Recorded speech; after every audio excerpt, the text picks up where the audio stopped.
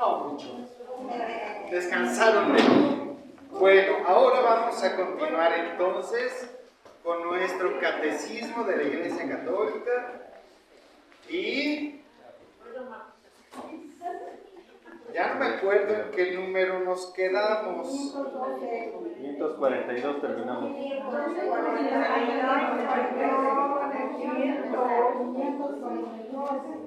El reino de Dios está cerca. Ahí empezamos, ¿no? Ahí empezamos con el gran, hablamos del gran mensaje de Jesús que se llama el reino de Dios, ¿verdad? Les contaba yo que yo cuando era niño, ¿verdad? Pensaba el reino de Dios, pues allá, el cielo, cuando te mueres y ya, ¿verdad? Pero qué lejos estamos nosotros, muchos de nosotros, en entender que no, el reino de Dios, bueno, por supuesto que está en el cielo, es su reino, pero es algo que está llegando, es más, según Jesús, ya está aquí, ¿no? Y eso eso que ya inició Él, hay que terminarlo, construirlo. Les decía yo, hicimos hasta un esquema con 2 círculos, ¿verdad? El reino de Dios y la iglesia. ¿Son lo mismo? No, ¿verdad? Definitivamente no.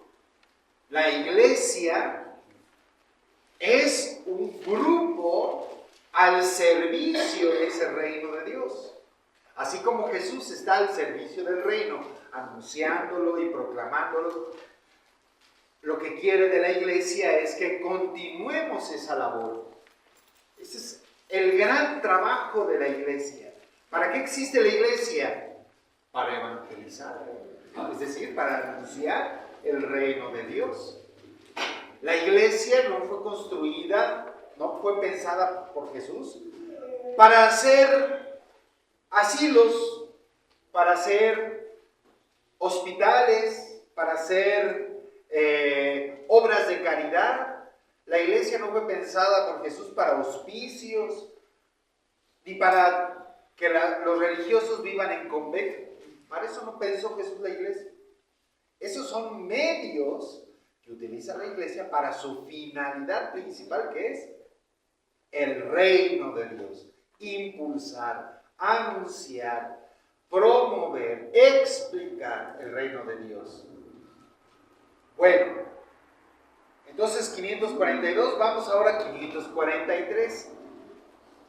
¿Qué es ese reino de Dios? ¿Qué anuncia el reino de Dios? Número 543, Roger. El anuncio del reino de Dios. Todos los hombres están llamados a entrar en el reino, anunciado en primer lugar a los hijos de Israel. Este reino mesiánico está destinado a acoger a los hombres de todas las naciones. Para entrar en él es necesario acoger la palabra de Jesús. Ok, entonces es para todos los hombres, para todas las personas, de todas las naciones, y hay que decirlo, de todas las religiones. ¿Qué se necesita? Hay que acoger la palabra, hay que acoger la invitación, es decir, este cambio de mentalidad, dejar a un lado la prioridad del yo para hacer la prioridad del tú, del nosotros, ¿verdad? Eso es acoger la palabra de Dios. No es que tengan que bautizarse todos, ¿no? No es que tengan todos que comulgar y ir a misa los domingos, no. Eso nosotros, los de la iglesia. Pero para construir el reino no es necesario eso, es acoger este mensaje de justicia, de amor y de paz. Bueno, número 544, Yolanda. El reino pertenece a los pobres y a los pequeños, es decir, a los que acogen con un corazón humilde. Jesús fue enviado para anunciar la buena nueva a los pobres. Los declara bienaventurados porque de ellos es el reino de los cielos. A los pequeños es a quienes el Padre se ha dignado a revelar las cosas que ha ocultado a los sabios y prudentes. Jesús, desde el pesebre hasta la cruz, comparte la vida de los pobres, conoce el hambre, la sed y la privación. Aún más se identifica con los pobres de todas clases y hace del amor activo hacia ellos la condición para entrar en su reino. A ver, fíjense muy bien en esto. Sí, los pobres son los principales destinatarios, los principales miembros del reino. Ahora, pobres es una palabra como restrictiva. Por eso a mí me gusta más usar la palabra que Jesús una y otra vez utilizó, los últimos.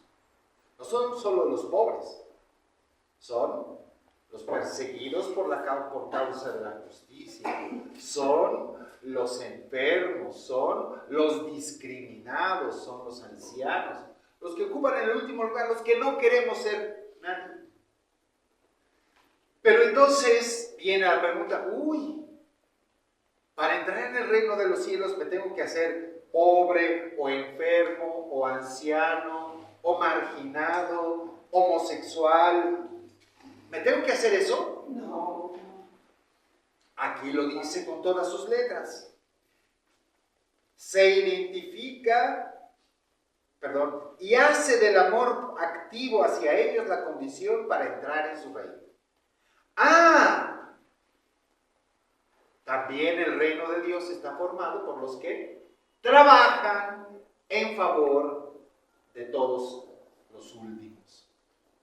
Y nada más claro que la última parábola de Jesús, ¿verdad? Para decir contundentemente quiénes son los que participarán en el reino de Dios. Que la última parábola de Jesús es, Rafa, ¿cuál fue la última parábola de Jesús? Alicia, ¿cuál fue la última parábola de Jesús? Rosy, Lupita, Isabel, Olivia. Parábola, cuento, historieta. Ahorita vamos a ver las parábolas. Tere, Marta, Reina, Yolanda, alguien, ¿quién da más? No es la última parábola de Jesús. Por cierto, la última parábola de Jesús habla de los últimos tiempos. No, ese es un discurso inaugural del reino de Dios. ¿Cuál es la última parábola? Las catequistas sí saben, porque ellas están catequistas. Sonia, La semilla sembrada en el campo. No. De hecho, Jesús dice, si no entienden esa parábola, ¿cómo van a entender luego las demás? ¿Qué? La última parábola que habla acerca de los últimos días, de los últimos tiempos. ¿Qué es lo último que va a venir? A ver, repasen el credo. ¿Qué es lo último que va a venir? El juicio final. ¿Y cuál es esa parábola?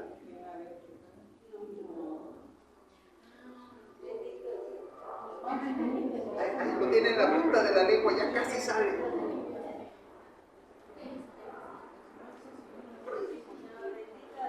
No reces, a ver cuál es. Roger. Dice, en el final de Mateo dice, pondrá las ovejas a su derecha y los cabritos a su izquierda. Y dirá a unos, vengan benditos de mi Padre. ¿Por qué? Me dieron de comer cuando tenía, me dieron de beber cuando estaba, tuve sed, me dieron, me vistieron, me visitaron.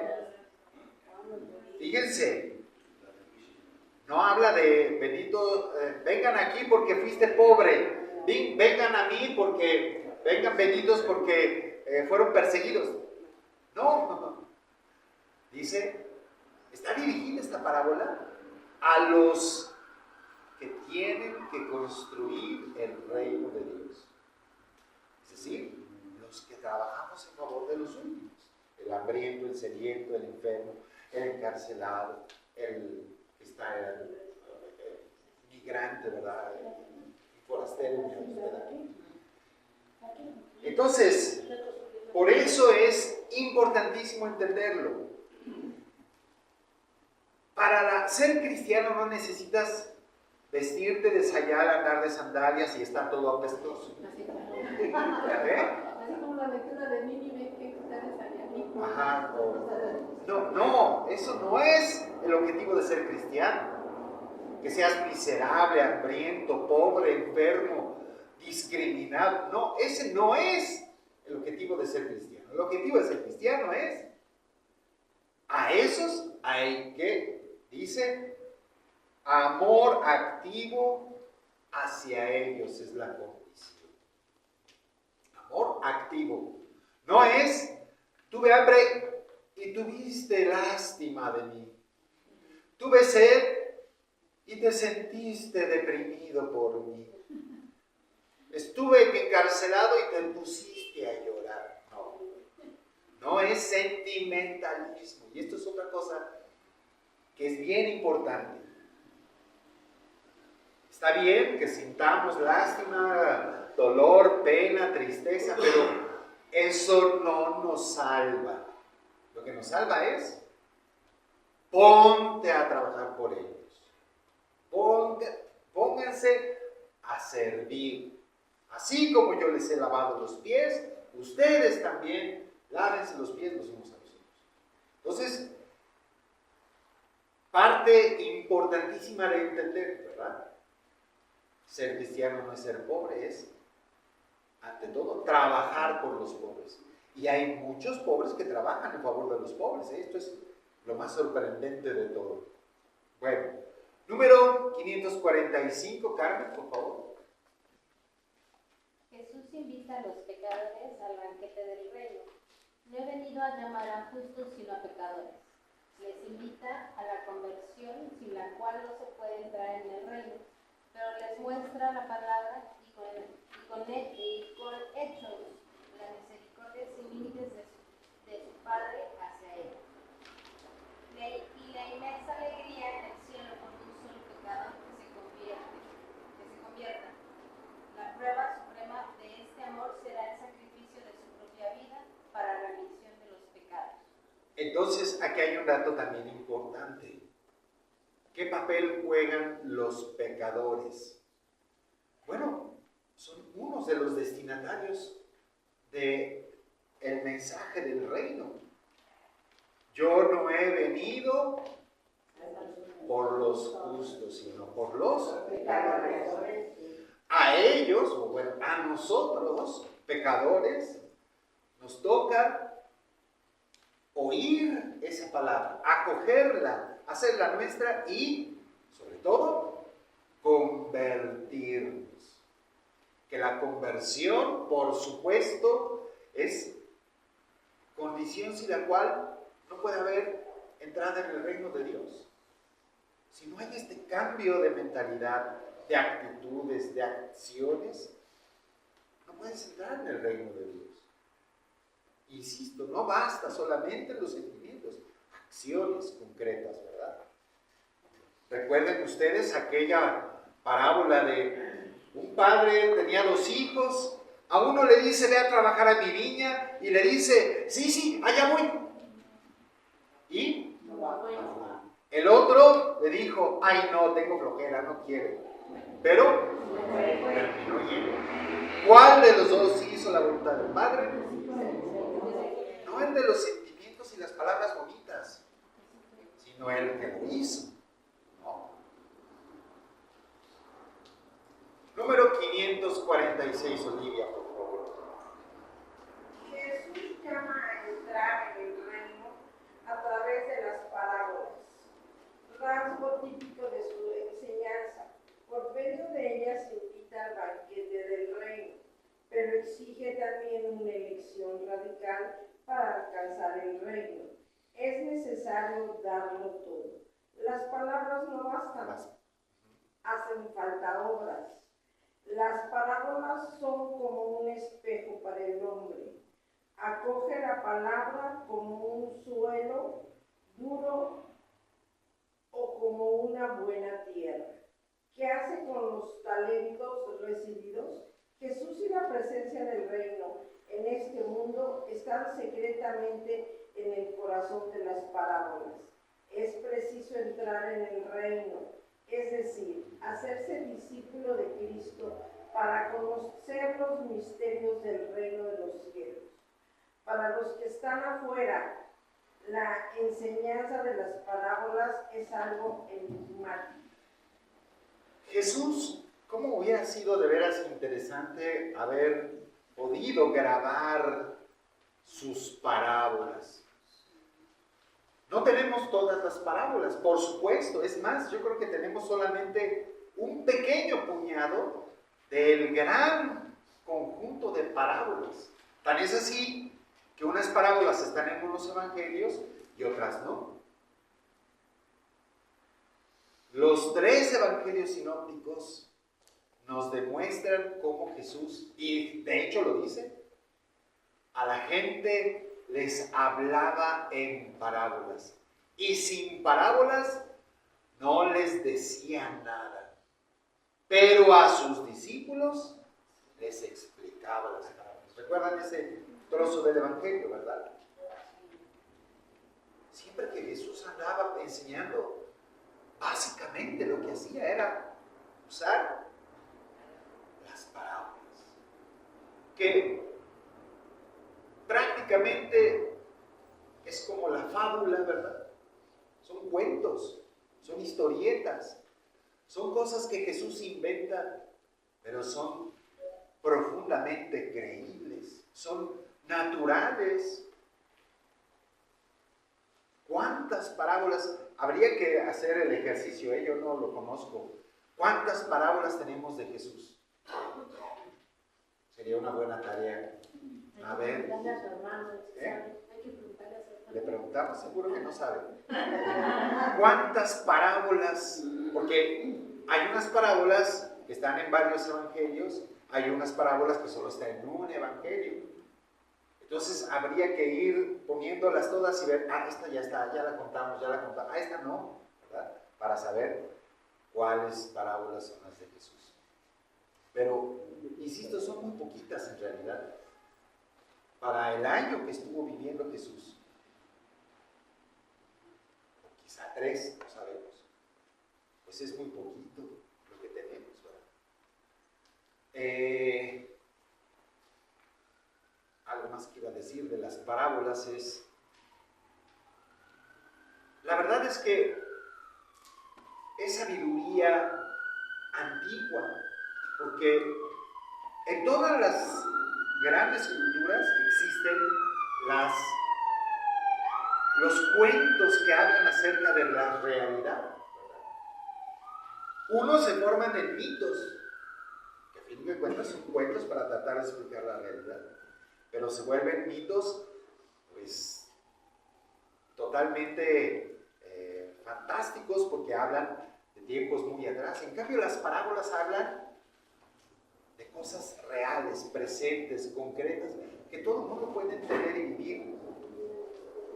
La parábola del sembrador, la parábola del hijo pródigo, la parábola del buen samaritano, la parábola de ya lo dije, ¿verdad? La de el rico y el Epulón, ¿verdad? Y el pobre Lázaro. En fin, hay miles de parábolas. La parábola del juicio final es así, es la última. Todas ellas nos hablan de la realidad y todos la podemos entender. Son ejemplos clarísimos. Y sin embargo, a veces pueden permanecer enigmáticas. Jesús a veces hace parábolas brevísimas, ¿verdad? Que resultan enigmáticas todavía hasta la fecha. Porque, decía Jesús, donde se juntan los buitres, ahí están los cadáveres. Y uno dice, uy Dios, ¿y qué querría decir con eso? Bueno, seguramente habla de los signos de la muerte. En fin,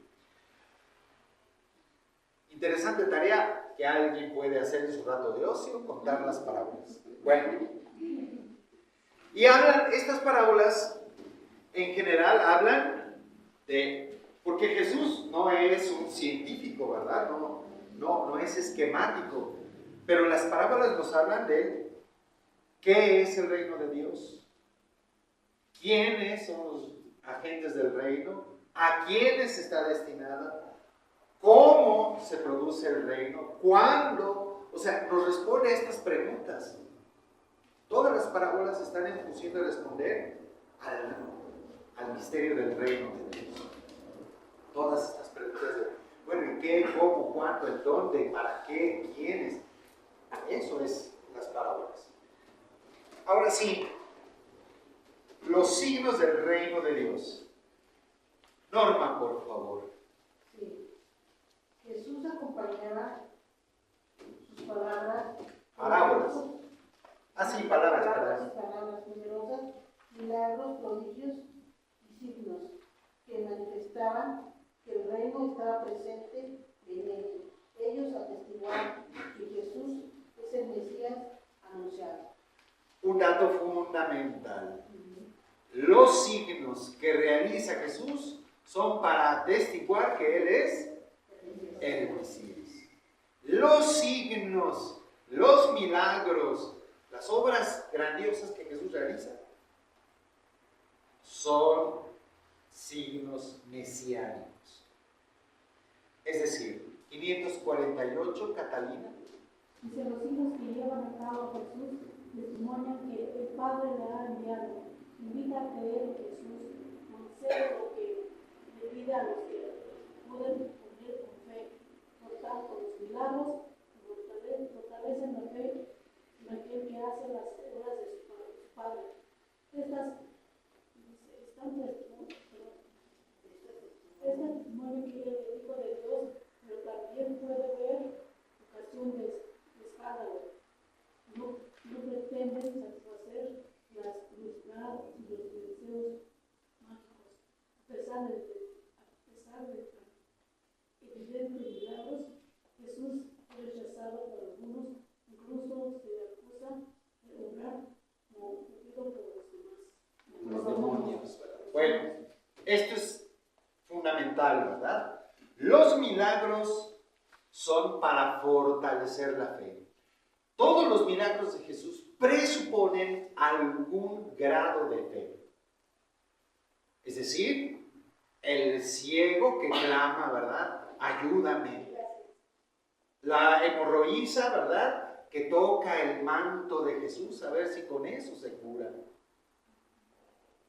En fin, todos los milagros de Jesús presuponen la fe.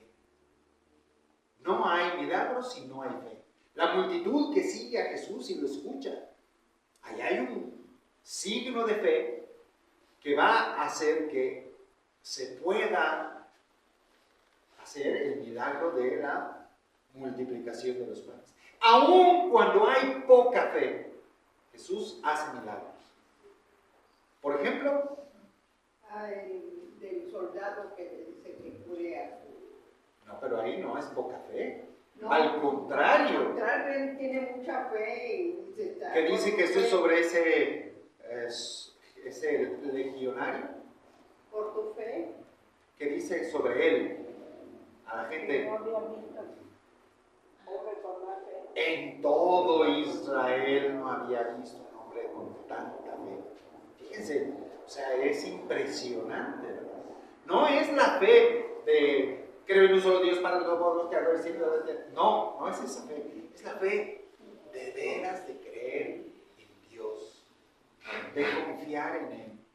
No importa si es el musulmán, es el judío, es el hindú, no importa. Lo importa es este deseo del hombre de alzar la mirada a lo infinito, ¿verdad? Esa es la fe que importa. Pero aún cuando había poca fe, lo hizo milagros, como por ejemplo, el más impresionante de todos. Cuando convierte la razón. No, ella sí tenía fe. Cuando sana el abrazo. Ella tenía fe. La samaritana. No, ella tenía también fe. No, la samaritana no le hizo milagro, nomás sacó agua.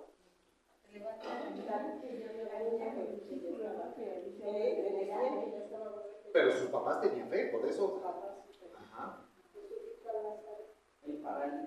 Hombres de poca fe. ¿Por qué tienen? El milagro del mar, sí, claro. A los discípulos en la barca y a Pedro cuando camina sobre el agua, ¿verdad? Hombres de poca fe. Pero aún con esa poca fe, así es milagro. Porque si tuvieran fe, aunque sea como un granito de mostaza, dirían a la montaña, cámbiate de lugar. Entonces, aunque sea un poquito de fe, es necesario. Y entre más fe, más es posible, ¿verdad? Señor, aumenta nuestra fe. Fue la conclusión, ¿verdad? Bueno, y curioso, esos milagros que se supone que son para reforzar la fe, en algunas ocasiones son ocasión de escándalo. Los fariseos, ¿verdad? Que se escandalizan. ¿Cómo es posible que este ande trabajando en sábado, curando a este paralítico? ¿Verdad? Escandalizaba a la gente, ¿verdad? A Jesús le gustaba escandalizar a los fariseos. Estoy convencido de eso. Lo disfrutaba por hipócritas, por falsa fe, ¿verdad? De fe de apariencias. Como que me proyecto a veces. Bueno, 549. Mónica, ¿puedes? Sí, al liberar a algunos hombres de los males terrenos del hambre, de la injusticia, de la enfermedad y de la muerte, Jesús realizó unos signos mesiánicos. No obstante, no vino para abolir todos los males aquí abajo, sino a liberar a los hombres de la esclavitud más grave, la del pecado, que es el obstáculo en su vocación de hijos de Dios y causa de todas las incertidumbres humanas. Esto habría que de veras meditarlo bien profundamente. Nos dice el texto un dato contundente, ¿verdad? No vino para abolir todos los males de aquí abajo. ¿Y por qué no? Carajo, si ya veniste desde el cielo y te vas a fregar tanto, pues de una vez arréglalo todo, ¿no?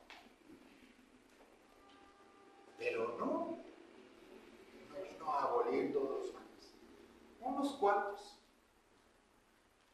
¿Por qué? ¿Y por qué? Porque necesitaba que tuviéramos fe.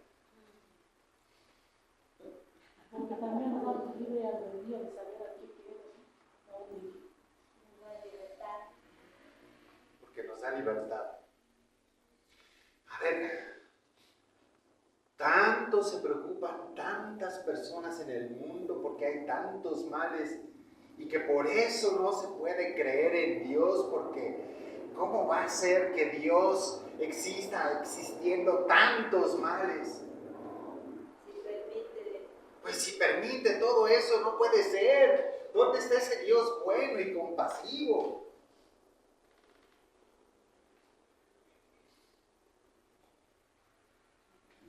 ¿Tienen razón? ¿O no? No, porque los que escogemos, podemos ayudarlos, porque Él nos está dando la libertad. Y nosotros somos los que escogemos realmente. Entonces, ¿cuál es la respuesta? Va por ahí, vamos bien, pero ¿por qué? Ahí lo está diciendo el texto, ¿eh? Dice, sino que vino a liberar a los hombres de la esclavitud más grande que es la del pecado. Miren ustedes, si entienden esto, podrán entender todo lo demás. Jesús no vino a resolver las consecuencias del mal. Las consecuencias del mal son los robos, los asesinatos, las guerras, la injusticia. Todo eso son consecuencias. No bastaba con cortar las ramitas y decir, bueno, ya quedó el árbol pelón de todo mal. ¿Por qué?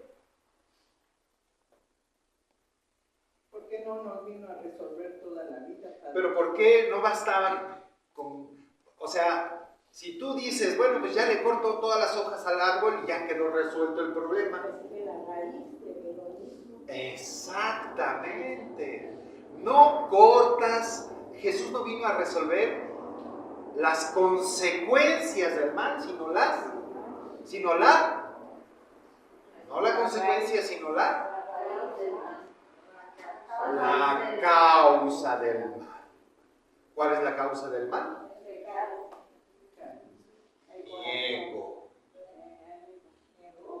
Mi egoísmo. ¿Sí? Yo primero, yo después, yo al último y los demás no me importan. De ahí viene todo. Querer ser como Dios. Que a mí nadie me venga a decir nada, que yo soy el que ordeno. Que yo siempre tengo la razón. Que primero yo y los demás no importan. Otra vez, regresamos al libro de Génesis, al relato de Adán y de Eva, la caída. Serán como dioses. Esto es lo que viene a curar Jesús. Pero eso no se cura más que con la propia voluntad de ser sanado.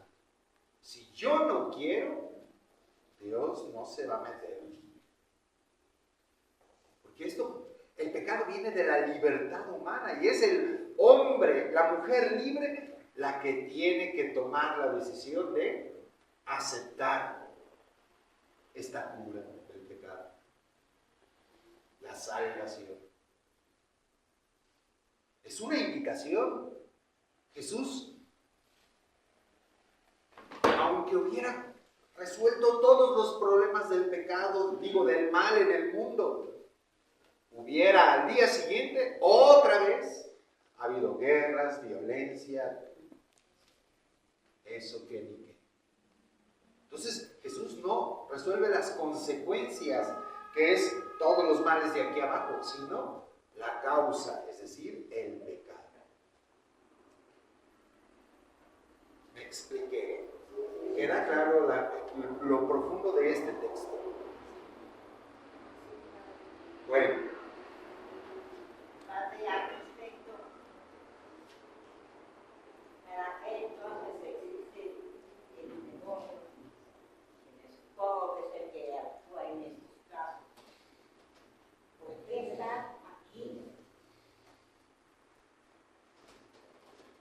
Que llegues al cielo, le preguntas al Padre.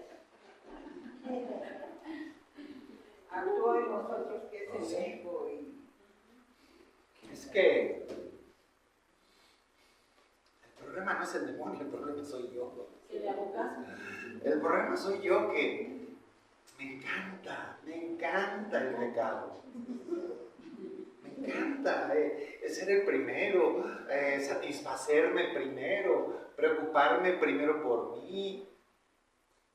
No veo, yo no sé, no he platicado mucho con el demonio, pero yo lo que sí sé es que soy yo el que decide, ¿no?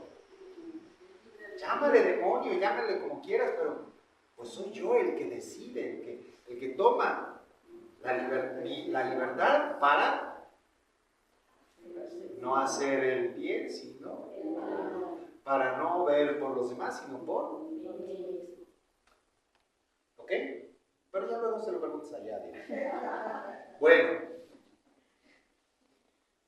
vamos al otro. Bueno, las llaves del reino lo vamos a saltar porque lo vamos a ver cuando veamos. Creo en la iglesia, que es una, santa, católica, apostólica. Así es que eso nos lo saltamos. Y vamos a una visión anticipada del reino. ¿Qué es la transfiguración? Sí.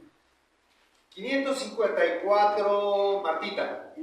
¿No traes lentes? No, sí tengo ojos. Ah, lo que no tienes es la página. ¿Quién me falta? La otra Martita no ha dicho nada. Ay, a partir del día, ya no. A partir del día en que Pedro confesó que Jesús es el Cristo, el Hijo de Dios vivo, el Maestro comenzó a mostrar a los discípulos que él debía ir a Jerusalén y sufrir, y ser condenado a muerte y resucitar al tercer día. Pedro rechazó este anuncio. Los otros no lo comprendieron mejor. En este contexto se sitúa el episodio misterioso de la transfiguración de Jesús sobre una montaña ante tres testigos elegidos por él: Pedro, Santiago y Juan. El rostro y los vestidos de Jesús se pusieron fulgurantes como la luz. Moisés y Elías aparecieron y le hablaban de su partida, que estaba para cumplirse en Jerusalén. Una nube los cubrió y se oyó una voz desde el cielo que decía: este es mi hijo, mi elegido, escuchadme. Bueno, es precisamente lo que vamos a celebrar el próximo domingo, ¿verdad? Siempre, el primer domingo de Cuaresma siempre es sobre las... Primer domingo de Cuaresma siempre sobre las tentaciones.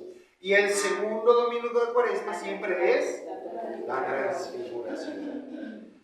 Ambos temas importantísimos. Con las tentaciones inicia la vida pública de Jesús, ¿verdad? Terminan las tentaciones y él sale a Galilea a empezar a anunciar el reino de Dios. Es el arranque. Bueno, la transfiguración es en realidad un díptico. Siempre tenemos que entender la transfiguración como la segunda parte de un díptico, de un binomio en el que sí, aquí está la transfiguración y aquí, ¿qué está? ¿Qué sucede 8 días antes, 6 días antes, 7 días antes? ¿Me quieren decir? ¿Qué sucede? No, la transfiguración sucede mucho tiempo después de las tentaciones en el desierto. Las tentaciones en el desierto son el arranque en el que Jesús predica el reino de Dios. ¿Sí? Se dan las tentaciones y a partir de ahí predica el reino de Dios. Se dedica un buen tiempo a predicar el reino de Dios. ¿Qué pasa aquí? Ahí está en el texto.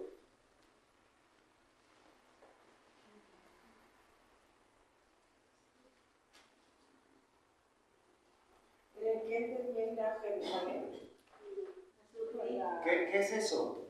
¿El?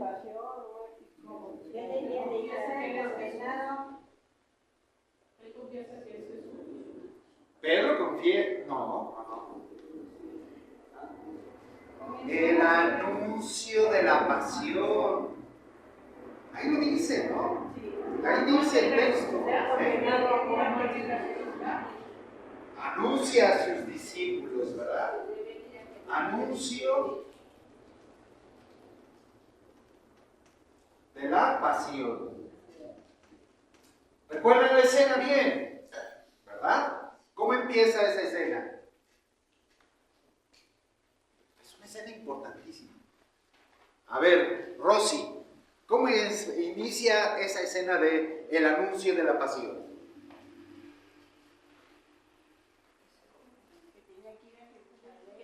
Pero ¿cómo inicia Jesús todo este momento solemnísimo de su vida? Con la oración que dirige a su Padre. No. Hay que bien leer la Biblia, tenerlo bien claro. No. ¿Quién dice la gente que soy? Así empieza. ¿O no? Así empieza Jesús. No les pregunta directamente a ellos, sino les pregunta: ¿quién dice la gente que soy yo? El único que dice que ya le dicen que Pedro le dice, porque después les pregunta, ya que soltaron el chisme, ¿verdad? Que siempre es sabroso así soltar la lengua con el chisme. Oh, fulanito y perenganito, y unos dicen que tú eres esto y todo, otros dicen, y hemos oído por aquí, y hemos oído por allá, y luego el otro día una señora que hizo que... Eso fue lo que sucedió, ¿verdad? Jesús los convoca al chisme, a soltar la lengua, a tratar de... Y entonces, eso a Jesús no le importa, porque él acaba de vivir una escena. De hecho, aquí, justo antes de la pasión, nos relatan los evangelios que Jesús se fue, ¿a dónde? No. ¿Dónde termina este periodo de anuncio del reino? Termina con una escena muy interesante. La sirofenicia. Jesús se va fuera de Israel, fuera de Galilea. Se va hagan de cuenta, se va a Timbuktu, ¿verdad? Con sus discípulos. No quería que nadie supiera dónde estaba y se va a Sirofenicia, que es territorio palestino, ¿verdad? ¿Por qué?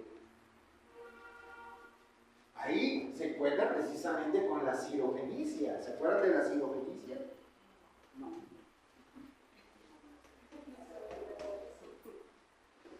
A ver, Roger. Es la de los perritos. La de los perritos, ¿verdad? Muy bien. ¿Qué dice la de los perritos? Jesús, ¿qué le pide a Jesús? Que ahí te explica, no sé qué, pero dice que primero están los hijos de Israel y luego no le puede quitar la comida A los hijos para dársela a los perros. En español la liturgia la traduce como perritos, para que no se lo cuenten. También los perritos están esperando. Se comen las migajas. Las migajas que llegan de la mesa. La Sirofenicia está pidiendo migajas.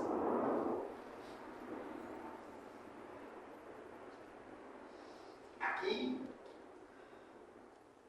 no es algo que en la reflexión se haya profundizado mucho, pero Jesús se va al extranjero. ¿Por qué? ¿Por qué creen que se fue al extranjero? Pero ¿por qué? ¿Qué quiere meditar? ¿Qué pasa con Jesús? Pues quiere meditar en que cuando Él ya muera, ¿qué van a hacer los discípulos o qué les va a dejar que ellos hagan? No exactamente, pues para eso se va a hacer oración. Pero ¿por qué se va con sus discípulos y no quiere que la gente se entere de eso? Y se va. Para prepararlo. Jesús está en crisis. Jesús vive una profunda crisis. Ha estado predicando el reino de Dios y, ¿qué decía el Evangelio de hoy? ¿Qué decía el Evangelio de hoy? No escuchaban. No creían en él. Esta gente pide señales, pero no se les va a dar otra que la de señales.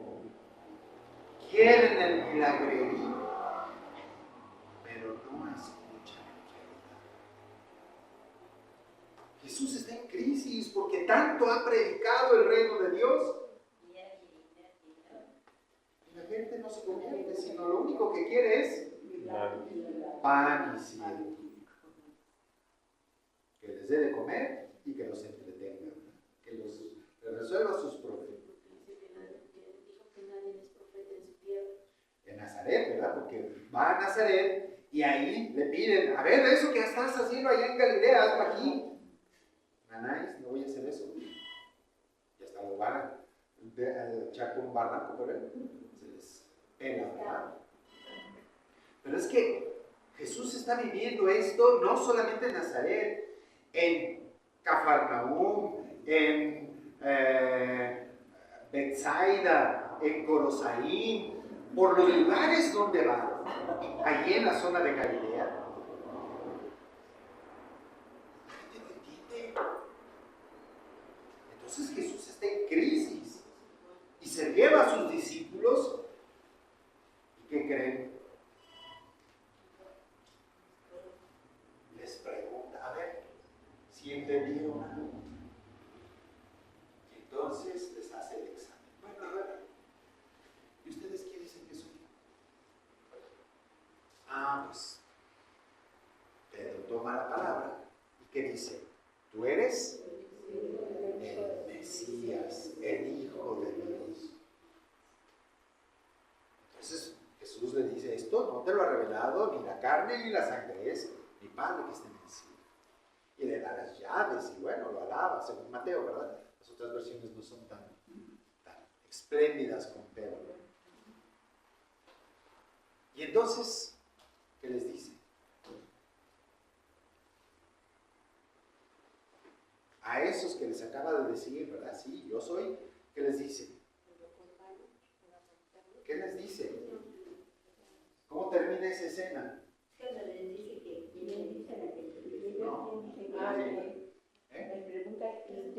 Les anuncia a esos que acaban de confesarlo como Mesías, Hijo de Dios, les anuncia la pasión. No ha hablado de la pasión todavía, pero ya vivió esta crisis con sus colegionarios, ¿verdad? Y ahora quiere saber, a ver, pues ya me di cuenta que mi gente no, pero a ver, mis discípulos, ¿me habrán entendido ya? Y entonces les anuncia que efectivamente ese Mesías tiene que padecer y resucitar al tercer día. ¿Y cuál es la reacción? Del mismo Pedro, ¿verdad? En nombre de ellos. No, eso no te puede pasar a ti. ¿Cómo? Si tú eres... No, pues sí hemos visto cómo, qué poderes tienes, qué facilidad de palabra, cómo te sigue la gente, cómo los escribas y los fariseos nomás se esconden por atrás, ¿verdad? No, hombre, tú vas a ser el gran Mesías. Pácatelas. Jesús se ha de haber ido de espaldas. Este le acaba de decir que es el Mesías. Él le acaba de decir, esto te lo ha revelado mi Padre, y ahora está escuchando a Pedro hacerle de Satanás. Apártate de mí, Satanás. ¿Entienden la crisis de Jesús? Se le está viniendo todo encima, todo está colapsando para él. Su mensaje de niéguense a sí mismos, vean por los demás, primero los últimos. ¿No le quedó? No. No, a ti no te puede pasar eso, Señor. Y luego las otras dos con anuncios de la pasión. Peor todavía, ¿verdad?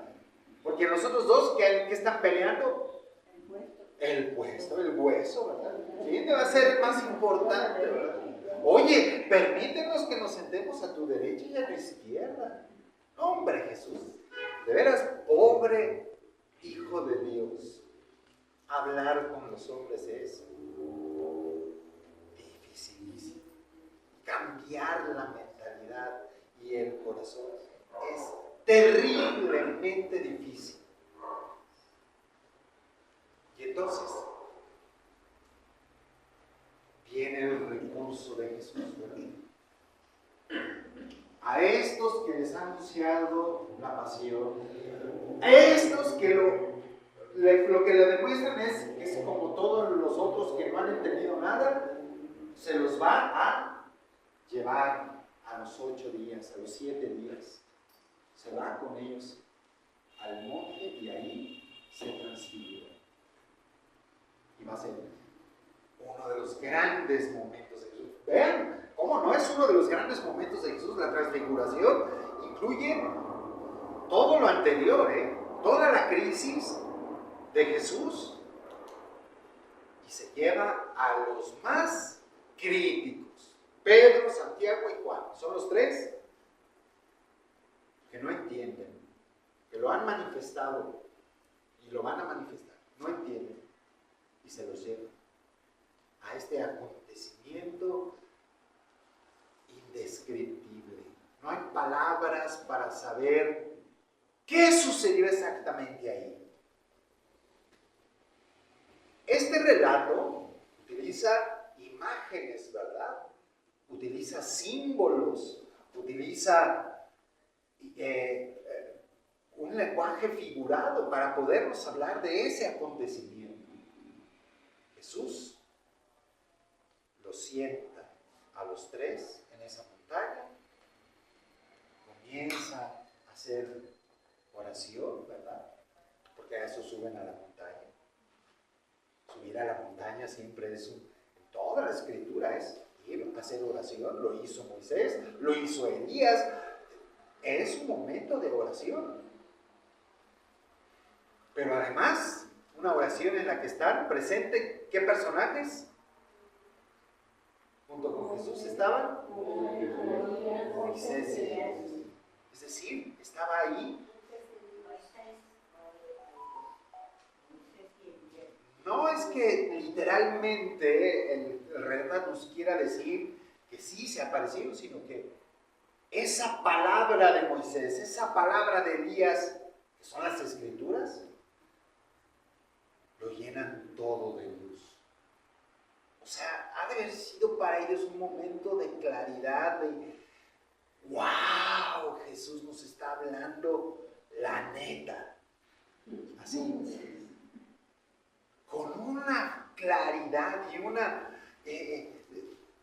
ternura y una fuerza y una luz y toda la divinidad de Jesús manifestándose en esa palabra que se va revelando delante de ellos, este contexto de oración. No sé si algunos de ustedes han ido de retiro. ¿Han ido de retiro? Pues la experiencia es más o menos esa, ¿no? Haces una pausa en el camino, vas en un momento de oración, de escucha de la palabra con un predicador que te explica la palabra, pero sobre todo con el Espíritu Santo te va abriendo la mente y vas entendiendo, asimilando, ¿verdad? Y los retiros son momentos importantes en la fe de las personas, ¿verdad? Sobre todo cuando son estos periodos largos que te concentras, que vas desmenuzando la palabra de Dios, ¿verdad? En la oración, los sacramentos, la noche, la tranquilidad, dejas a un lado tus problemas. Entonces, ahí están Pedro, Santiago y Juan. Hasta que de repente, dice, los envuelve en una nube y de la nube sale una voz que dice, este es mi hijo amado, escuchen. Es el Padre Celestial que se les revela a ellos, diciéndole solamente un dato importante. Bueno, dos. Mi hijo amado, escuchen. En el bautismo, que es justamente antes del desierto, ¿verdad? Aquí está el bautismo. Ciertamente está ahí la voz del Padre que dice, este es mi hijo, y el Espíritu Santo que desciende sobre él. Pero en realidad ahí no sabemos a quiénes le hablan, porque no sabemos si la gente lo oyó, pero lo más probable es que no, porque no nos dicen que la gente haya oído. Dice, ¿se oyó? ¿Lo oyó quién? ¿Juan el Bautista? O más bien, ¿fue Jesús el único que lo oyó? No sabemos, ¿verdad? Pero aquí sí sabemos que esta voz se dirige tres personajes muy concretos: Pedro, Santiago y Juan. Los más testarudos, duros de corazón, brutos, para no decir otra palabra. A esos a los que los escogen, para que entiendan justo esto que acaba de decir. Porque les dice que va a morir y ellos se quedan. ¿Cómo? Se quedan así que Pedro le dice: no, eso no te va a pasar a ti. Y luego le dice Satanás: pues peor, ¿verdad? ¿Cómo se quedaron estos discípulos, estos apóstoles? Están viendo la crisis de Jesús con todas sus letras, y Jesús lo que hace es: bueno, no me crean a mí, créanle al Padre. Padre, en la transfiguración es donde dice Pedro que se sentía muy padre, ¿no? Hiciera tres cosas para pasar. Exactamente. Ese es el momento. Bueno, ya luego entonces vamos a ver la transfiguración, por supuesto, los domingos. Pedro, Santiago y Juan. Los tres que negaron, que estaban en otro planeta, como Jesús les dijo de la cruz, ¿verdad? Porque a partir de entonces, aquí en el discurso de Jesús, lo que va a protagonizar el anuncio del reino es la cruz. Y se va a concentrar, aquí eran las multitudes, aquí los destinatarios principales van a ser los discípulos. Va a cambiar Jesús su estrategia. No, ya no voy a hablarle tanto a la multitud, sino a estos que son los que quiero preparar para que anuncien el reino. Si no, yo ya me voy. No voy a quedar aquí. Entonces, trabajo doble. Bueno, yo me voy a ir, ustedes terminan el trabajo. Bueno, chicos, feliz Navidad, próspero año nuevo.